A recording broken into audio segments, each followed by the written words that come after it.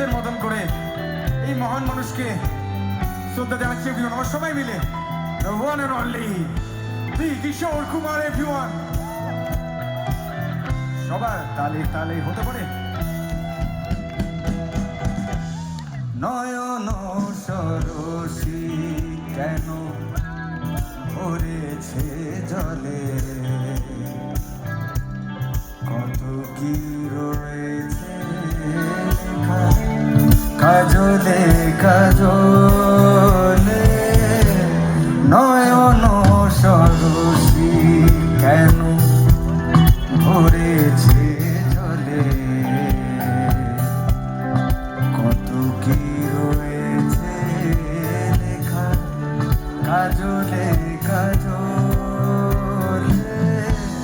নয়ন